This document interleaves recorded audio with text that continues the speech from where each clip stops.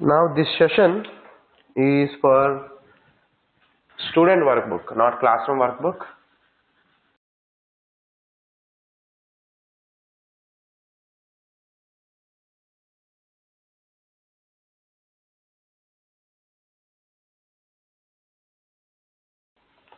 You have to solve on your own before listening to the videos. If you get any doubt, then you can compare with the solutions what we are doing now. Okay? But before solving, don't try to see the videos. Okay? If you want, you can pause this video and then just continue for self practicing or self solving. Then after that you come to the solutions part. Anyway, solutions are there, but you need to compare, then you will remember. Okay, fine. Now problem number 1.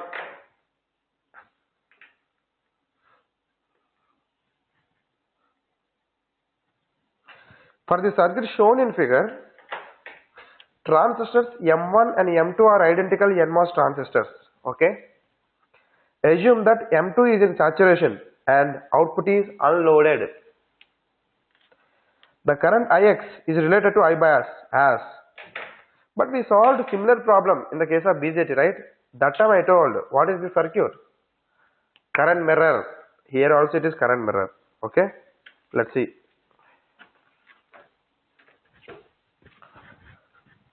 This is GATE 2008. Okay, problem number 1. Circuit is, this is what is I bias.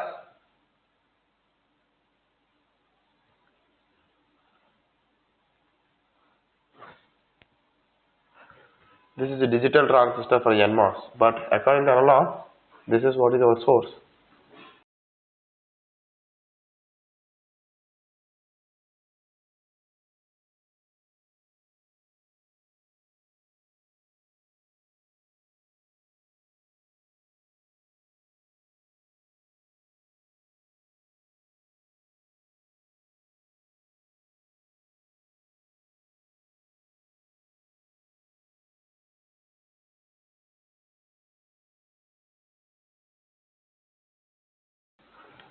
This is M2 and M1. You did not draw because it is already there. And now this is VA and this is IS. Okay. They are asking for what is IX. Okay. Now remember, and according to the information whatever he has given, both are identical NMOS transistors. What do you mean by both are identical NMOS transistors? And M2 is in saturation. And remember, he didn't say anything about M1. Okay. M2 is in saturation. Now, what about M1? Let me explain. This is what is called diode connected transistor. Actually, the name diode has come from the BJT. That time I told, whenever we had seen, I think the current mirror problem, there I told current mirror, but I didn't explain that time why it is called diode connected BJT. I can explain now. If you take BJT, right, this is what is your BJT, collector, emitter, base. And we know that this is NPN transistor, this is N, P, N. Therefore, this is nothing but your PN junction diode, right? And this is also a PN junction diode. But now, tell me, or if I just take like this, this is what is diode connected BJT. Or you get diode basically, right? Why you get diode? And why this is what is diode connected transistor? Because this is what is your collector. Now this is base, this is emitter. Therefore VCE is equal to VBE, right? Therefore now tell me what is this. If you see here, this is nothing but N, P, N. Whatever PN junction diode you have, this is nothing but your emitter junction, right? This is your emitter junction. And whatever PN junction diode you have, that is short circuit. If you short P and N, it doesn't have anything. Then what is the voltage across the PN junction or collector junction? Collector junction PN junction diode is now not there because the voltage across the PN junction diode is 0. Then only whenever I speak collector, therefore it is simply the PN junction diode. Therefore, it is simply the PN junction diode between base and emitter. Therefore, this is what is equivalently, or this is what is nothing but your PN junction diode. Therefore, we can get PN junction diode from BJT. If you short base and collector, we are getting PN junction diode. Okay. That's why this is what is called, when collector and base they are shorted, this is what is called diode connected BJT. Diode connected BJT. That's fine. But remember, what is VBE? We need VBE should be greater than or equal to 0.7. Then what is indirectly VCE? VCE is nothing but what? VCE is nothing but 0.7. Is it greater than or equal to 0.2? Yes. Therefore, VCE greater than or equal to 0.2. Sorry, greater than 0.2. That is the condition we need, right? VCE greater than 0.2. Therefore, what is the region of the transistor? Active region. Active region. This is what is the region of the transistor. Okay. Now, this is what is BJT. Now, if you take MOSFET, this is what is BJT. Now, if you take MOSFET, right? This is drain, this is source, this is gate, right? Now, if you take, we know, right? Or let us say diode connected,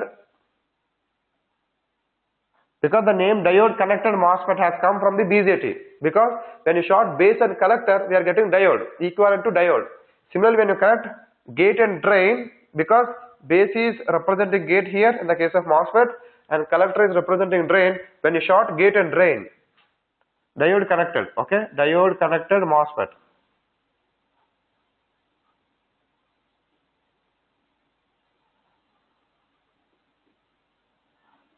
Okay, now this is what is diode connected MOSFET, right? This is D, S, G. Now tell me, what is VGS? Let us say VGS is greater than or equal to VT, therefore channel is formed. But now what is VDS, right? Therefore, can I say, what is your VDS? Your VDS is equal to VGS. Similarly here, what is your VCE? VCE is equal to VBE. Therefore, here VCE is equal to VBE. And we know that VBE, let us say 0.7. Then definitely VCE is greater than 0.2, because what is VCE? VBE. VBE is 0.7. Therefore, VCE is greater than 0.2. That's what I told. Similarly, VDS is equal to VGS. Right? Then tell me and assume that VGS is greater than or equal to VT. If VGS is less than VT, there is no channel, it is off. Okay? But only when channel is formed, whether it is in active region or whether it is in saturation region or linear region, that is what we want to know. Therefore, let's see. Is VGS greater than or equal to, is VDS greater than or equal to VGS minus VT? Let's see. Then only it is nothing but saturation region. Therefore, what is VDS? VGS only. VGS is greater than or equal to VGS minus VT. Is this true? Let us say VGS is equal to 2, VT is equal to 1 volt. Then 2 is greater than or equal to 2 minus 1, 1. 2 is greater than or equal to 1. Is it true? Yes, true. This is true. Therefore, what is the region? Therefore, saturation region. Therefore, what is the observation here? Diode connected MOSFET is always in saturation region provided the VGS is greater than or equal to VT. That is fundamental assumption. If transistor is off, VGS is less than VT, right? Similarly here also, only when VBE greater than 0.7, that is what I am saying. I am assuming that it is on. If VBE less than 0.7, this is off. This is also cutoff state, okay? I am assuming that VBE is greater than 0.7. Therefore, if you ask me, in bracket I can say, here VBE is greater than or equal to 0.7. Similarly, if you ask me, here VGS greater than or equal to VT. How you have 0.7 which is cut-in voltage, similarly we have threshold voltage, that is the minimum voltage to be applied, therefore your transistor will be conducting or your transistor will have channel. But with respect to VDS, saturation region or linear region, that is what. Therefore, this is what is explaining about saturation region. Take this observation. Therefore, now everybody understood why the name diode has come. Because when you short base and collector, this is what is equivalently acting as a diode, right? And the transistor is in active region, satisfying the condition. Therefore, diode connected BJT. Because the name diode connected from the BJT, the same configuration from the MOSFET, still the name called diode connected MOSFET. Therefore, for the diode connected MOSFET, you see that is always in saturation, provided the gate to source voltage is greater than or equal to VT. That is the fundamental assumption. Therefore, always diode connected MOSFET will be in saturation, always diode connected BJT is in active region. Actually, one of the bits, one of the problems, okay, already we solved, but kind of theory, we are covering like a theory, but it is also one of the problems. Fine, that is the reason why if I come back, I am explaining the problem. M1, he didn't speak about M1. Why? M1 is in saturation. No need to say, because diode connected MOSFET is in saturation. But we don't know about M2, therefore he is saying that M2 is in saturation. Therefore, what does it mean? M1, M2, they are in saturation. That is the meaning of it. Okay? Take that.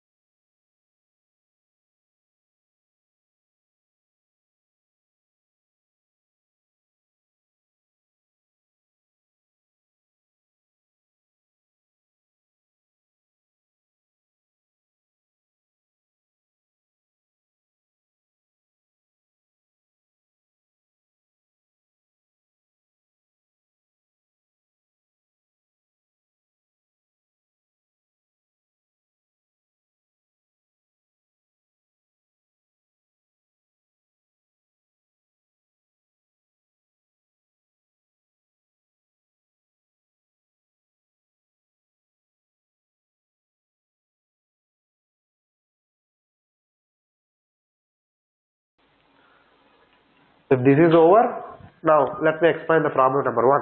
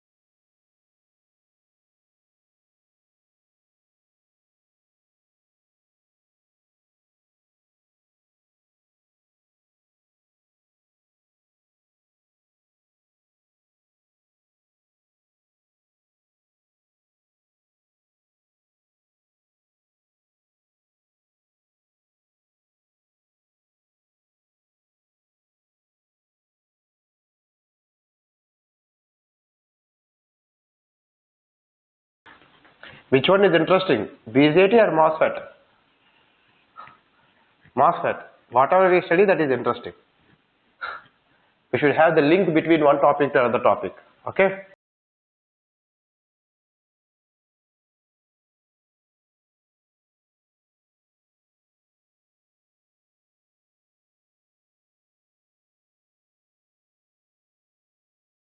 Now, both are in saturation. That is confirmed. Okay.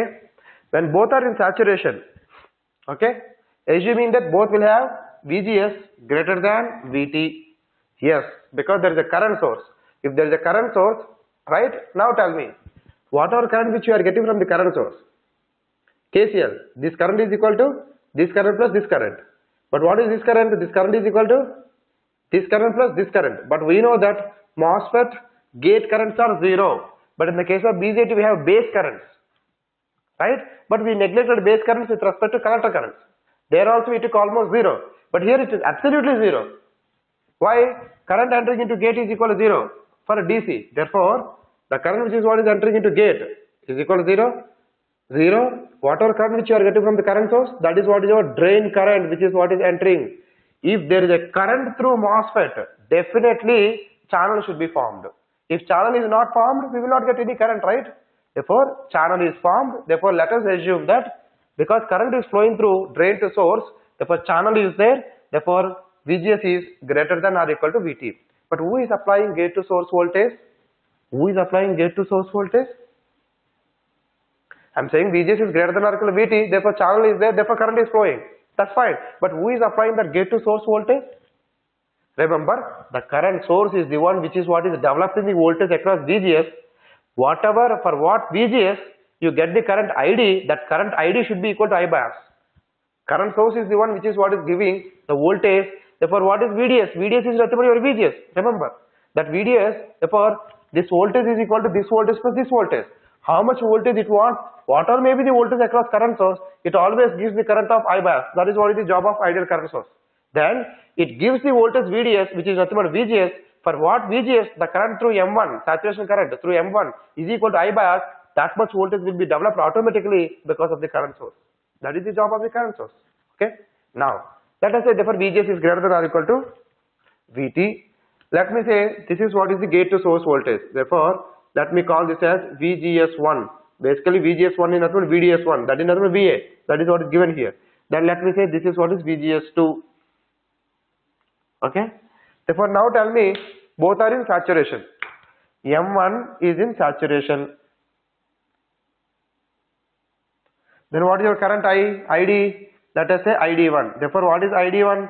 ID1 is equal to mu n Cox W by 2L into, right? Let me take W1 L1 into VGS1 minus VT whole square, right? Therefore, mu n Cox, mu n is same for both because both are identical. That's what he told. And W1 by L1, normally people call this as instead of like this, normally people say mu n Cox by 2 into W by L of transistor 1 because W by L is represented as strength of the MOSFET. Okay, this is what. Now, what is M2? If you take M2, M2 is also in saturation. When M2 is also in saturation, then what is your ID2? The current which is what is flowing. Basically, that is IX. What it may be. ID2 is equal to mu n. Both are identical. Therefore, both will have same mu n Cox. Then let us say this is W by L by 2. Both are identical means W by L of 1 is equal to W by L of 2. It is equivalent to the emitter area of the BJT. You remember we solved one problem, right? Current mirror in the case of BJT. The emitter area of transistor 2 is twice the emitter area of transistor 1. Then we got twice the current mirrored from primary current to secondary current. Okay. Here both are identical means both are having same. Okay. Then this is VGS2 minus VT whole square. Tell me mu n Cox of transistor 1, mu n Cox of transistor 2, same. W by L of 1 is equal to W by L of 2. Then VT, same. If VGS1 is equal to VGS2, then ID1 is equal to ID2, right? What is VGS1? Both are same because both are in parallel only. Remember, it is connected in a way such that VGS1 is equal to VGS2. When VGS1 is equal to VGS2, then both are having same voltage, everything same, then definitely, and both are in saturation, then ID2 is equal to ID1. Therefore, ID2 is equal to ID1. Therefore, what is ID2? Ix. What is ID1? High bias. This is the answer. Therefore, this is current mirror, which we had seen already, right? This is current mirror. See, if you want to have Ix is equal to 2 times of I bias, simple. The W by L of M2 should be 2 times of W by L of M1. Then you will get twice the current. If you want 3 times, W by L of 2 should be equal to 3 times of W by L of 1, except that everything is same. Therefore, ID will be 3 times of ID1. Therefore, whatever current ratio or whatever mirroring scaling if you want, you can get it by choosing proper W by L, because I told W by L is nothing but strength of the MOSFET. How area of cross section or area of your emitter junction is important, here W by L is important. Okay, take it. This is what is your current mirror.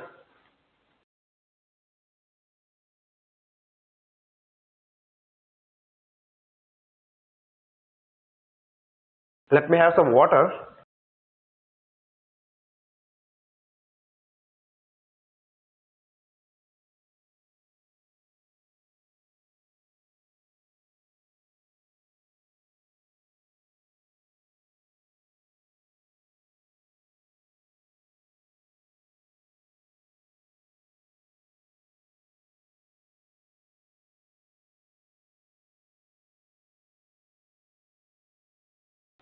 See, these are all ideal equations where we did not consider channel length modulation and all.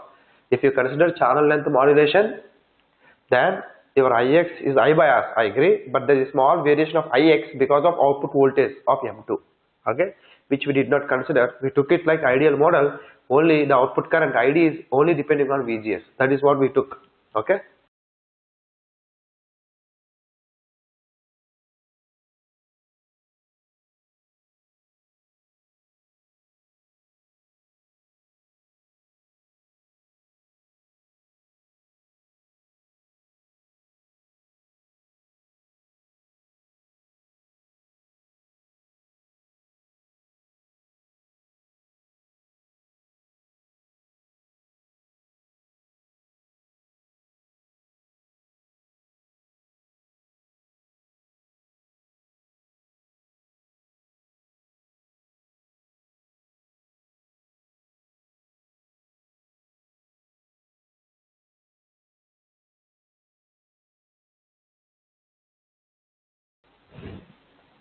Done? Okay. One more point I want to add here. Now, it is so powerful where if you want to shift the current, okay, this is the reference current, then you can take the same gate voltage to another transistor. Maybe you can ground it, okay. Now, let us say it is connected to some other load. Then if you ask me what is this current, then this is M3, let us say this is what is having W by L, right, 2 times of W by L of 1. Then this current will be 2 times of I bias. Therefore, whatever current you want, you can get it, but you need to adjust like the W by L. Why? The VGS of M1 is nothing but the VGS of the transistor.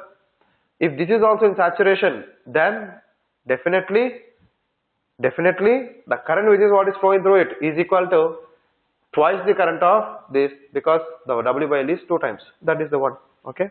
Maybe if you take the same thing here, where W by L is 0.5 times, then you will get I bias by 2. Therefore, whatever factor you want, we can get it using current mirror. This is what your current mirror, we can ship.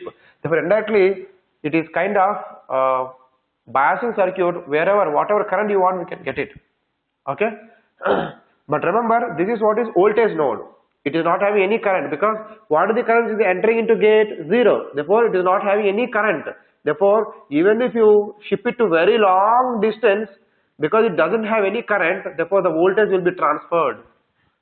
Therefore, to the least corner of your IC integrated circuit, even though you ship it, right, the current can be mirrored from the original reference circuit. That is the base, or that is what people use practically. But few things like channel length modulation of the transistor, what you have here, if you ignore, then it is exactly like mirror. Okay, fine.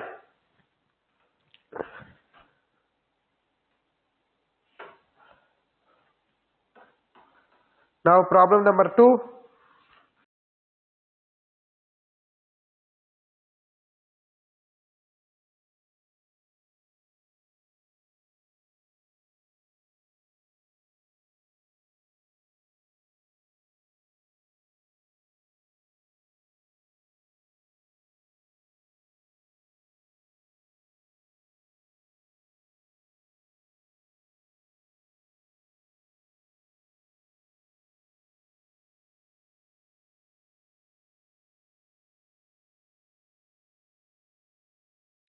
Therefore, it is not only simply solving the problem, we should understand the theory corresponding to the problem.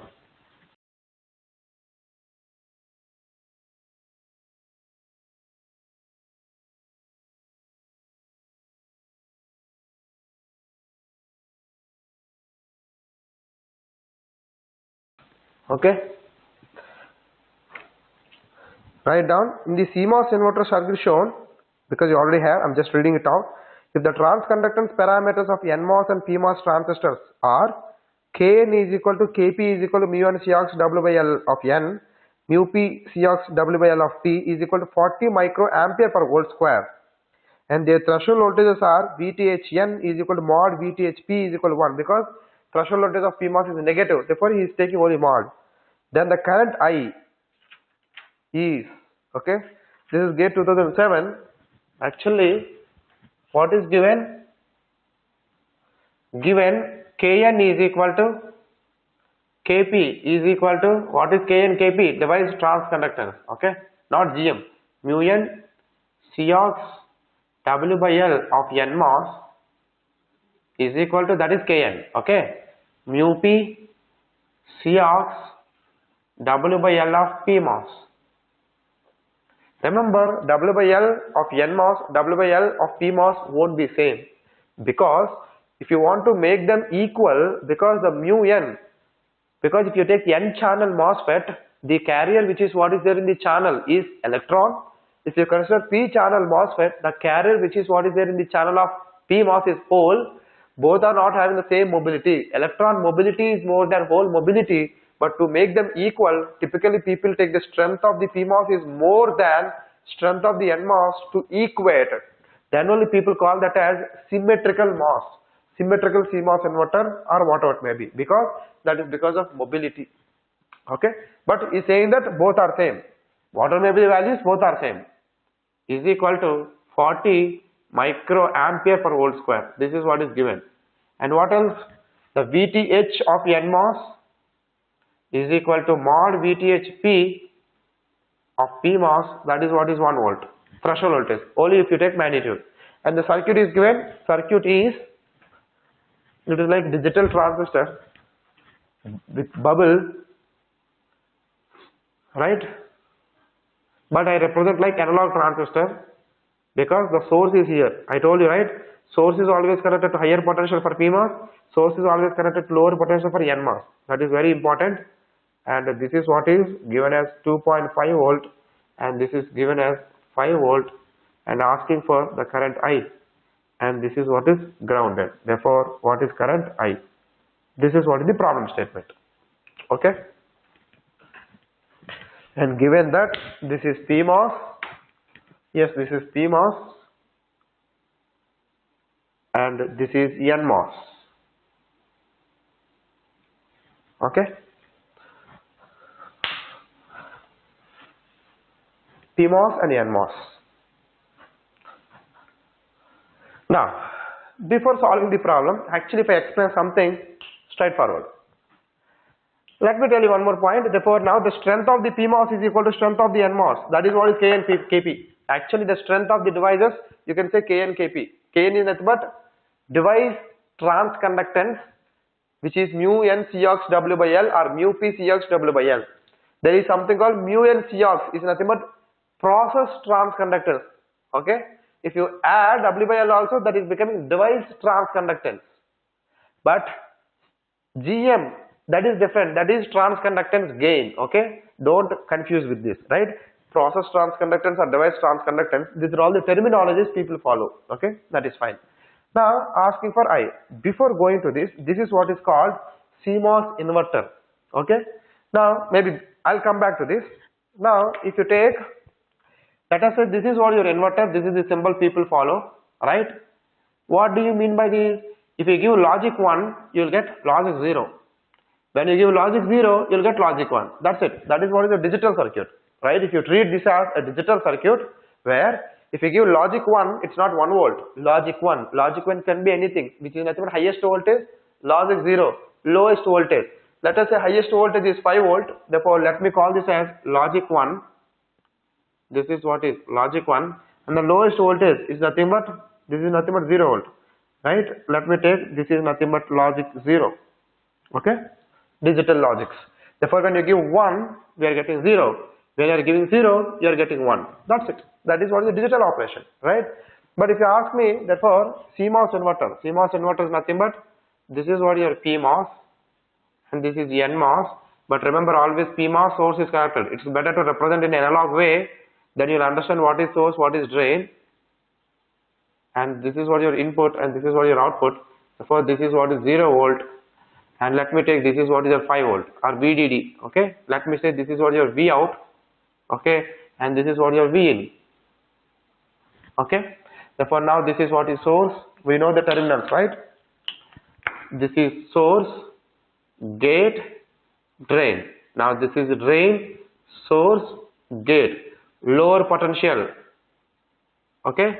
Higher potential, that is already explained before. That is fine. Now, let's see. Simply I'll explain like digital way. Then I'll come back to this problem. Okay. Now, normally for CMOS inverters, the load is what? The load is capacitive. Why? Let us say this inverter is driving one more inverter. If that is driving one more inverter or one more AND gate or OR gate, some logic gate. Then, therefore, what is that? Let us say this is the gate. This is what is the load. This is the load. Okay. And this is what is our inverter. Right. This is what is our CMOS inverter. Now, tell me, the load is also inverter. Therefore, what do you mean by load? Again, the same inverter. What is input? Actually, gates. What is the current entering into gate? Current entering into gate is equal to 0. Means, there is no current entering into the input of your inverter. Only it is taking the voltage. Right? But DC current is 0. But remember, it is associated with some cap. You remember I gave you, right? CGB, gate to bulk, parallel plate MOS capacitance. I gave you already, right? Which is epsilon ox into W into L divided by T ox.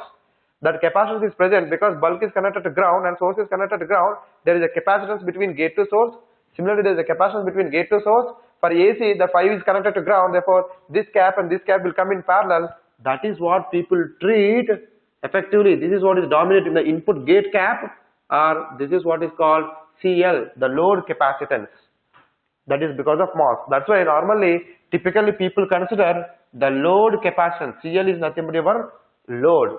Okay, that is what is your load, not resistive load, because there is no current entering into the gates of your transistors. Fine. Let me explain digital way. Number 1, Vin is equal to logic 0, which is nothing but 0 volt. I am giving logic 0. Then when I give 0 volt, then tell me, this is 0 volt. When this is 0 volt, source is 0. Gate to source voltage of NMOS, 0. Therefore, if you ask me, NMOS, right? What is VGS of NMOS? VGS of NMOS is 0. If VGS of NMOS is 0, this is what is cut off. Okay. Now, coming to PMOS. What is VGS? Let me say mod VGS. Okay. Then no confusion. Then tell me when Vin is equal to 0. Now this is 0. Right. When this is 0. Now this is 0. Right. And but source is nothing but what? 5 volt. 0 minus 5. Minus 5. Therefore, what is VGS? Minus 5. 0 minus 5 volt. Right. Which is equal to 5 volt. Let us say threshold voltage for both 1 volt. Therefore, the VGS of PMOS is greater than 1 volt? Yes. Therefore, this is what is greater than or equal to threshold voltage 1 volt. Right? Therefore, this is nothing but what? On. It is off. Instead of saying cut off, I'll say your NMOS is off, but your PMOS is on. Then tell me what is your circuit? When NMOS is off and PMOS is on, practically if you consider, right, with PMOS on resistance, RP on, and NMOS off, and this is what is your 5 volt, right? Then tell me whatever capacitance you have, this is what is our CL, this will be charged, then your output voltage V0 is equal to ultimately 5 volt under steady state. Therefore, this is what is charging, then ultimately V0 will be equal to 5 volts, right? Therefore, tell me what is 5 volt? 5 volt is nothing but what? Logic 1. Here, let us say this is 0 volt, which is logic 0. Therefore, tell me when you apply input is equal to 0 under steady state, right? Under steady state, this is nothing but under steady state because it is associated with charging the capacitor. Therefore, under steady state,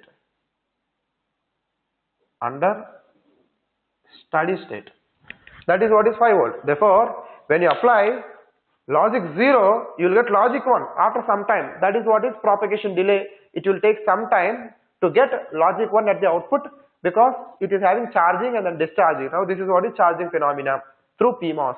Okay, your NMOS is off, right? Therefore, this is what is our PMOS. This is your PMOS, which is on, and this is your NMOS, which is off, right? Fine. Now, when input is equal to 0, we are getting output 1 volt. Sorry, 5 volt. This is what is your output. Now, the same way, when input is equal to 5 volt, right? Then case 2, when input is equal to 5 volt, which is nothing but logic 1. See, all these things are known to you, but I am explaining because I want to explain one point. From this, I am going to extrapolate. Okay. Now, if you take NMOS, what is VGS of NMOS? Because now what is your input? Now input is 5 volt. Right? This is the starting voltage. Then ultimately what is your output? You are getting output voltage. When input is 0, you are getting output voltage 5. Now what is your output when input is 5? Right? Therefore, when input is 5, the gate voltage is 5, source voltage is 0. Then what is your VGS? VGS is 5 volt. When VGS is 5 volt, which is greater than or equal to 1 volt, because 1 volt is threshold voltage, okay, then your NMOS is on. Now, coming to PMOS. What is your mod VGS? Now, what is gate voltage? Gate voltage is 5, source voltage 5, gate to source voltage 5 volt, sorry, 0 volt. Therefore, your PMOS is off. When PMOS is off, right, then what is your equivalent circuit? Your PMOS is off, but your NMOS is on. This is your Rn. Then whatever capacitor you have here, right, let us say this is what your V0, right? Therefore, tell me it will be discharged. Let us say it is charged in the previous cycle, then it will be discharged completely. If it doesn't have anything, it will be keeping as it is. But if it is already discharged, then 0. If it is having some charge, it will discharge. Then you can say your V0 will be 0, or I can say logic 0. And this is what is under steady state, because after discharging, under steady state.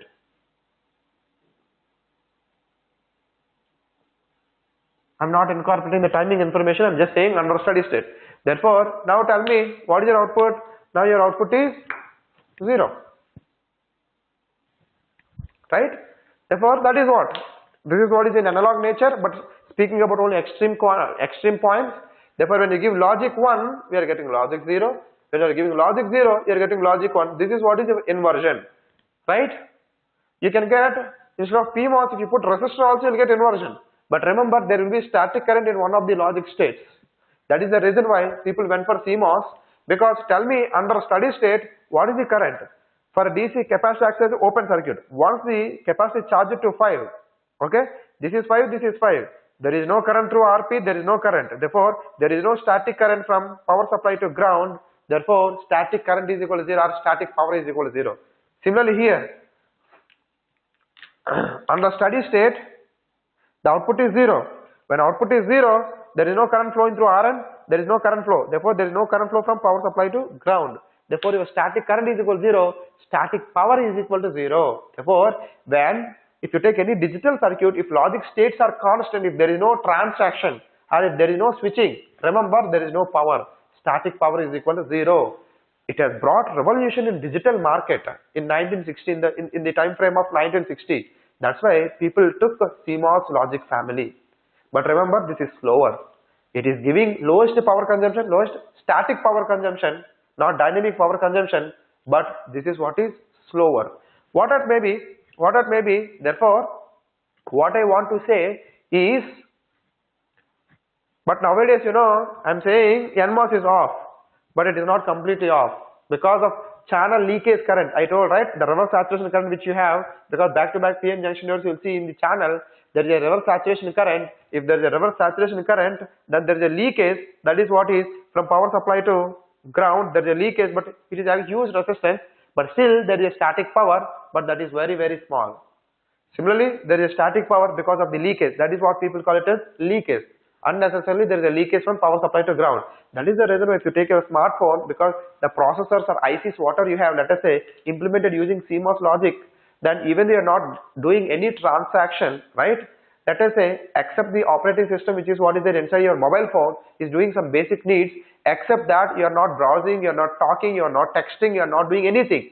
Then majority of the portion of your integrated circuit or processor will be idle, then no data transaction, then power should be 0, right?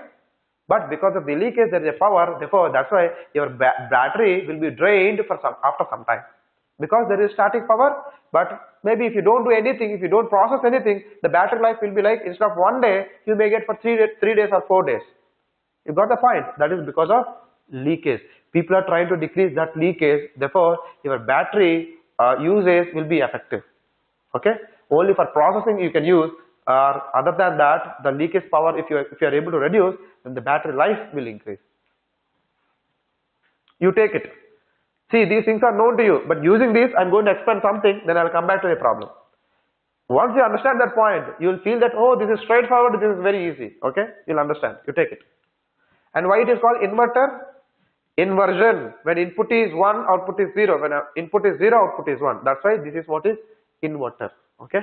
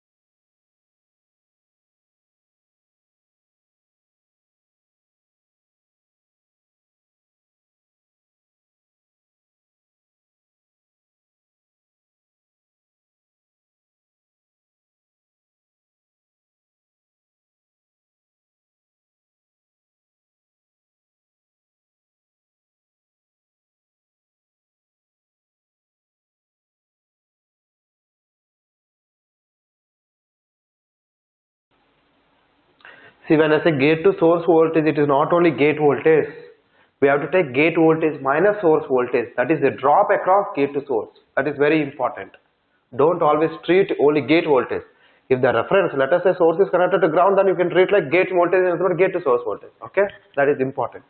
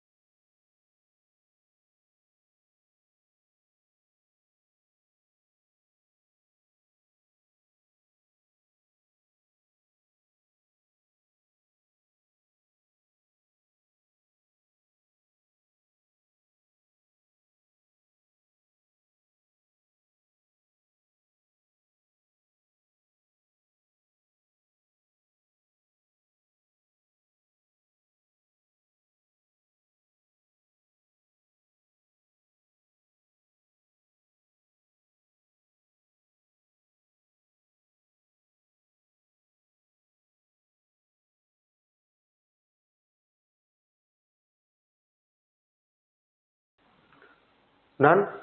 I think almost session is over. Now we will continue the same problem in the next session also. Okay? I hope this is clear, right? Now what I do, I'm going to give you the transfer characteristics. The transfer characteristics of your CMOS inverter. From that, I'll extrapolate something and then explain you. Okay? That's fine. I'll stop now. The video will be, if you want, the video will be for 1 more minute or 1.5 minutes. You can take it. That we will see. We'll continue in the next session the same problem. Okay? Thank you.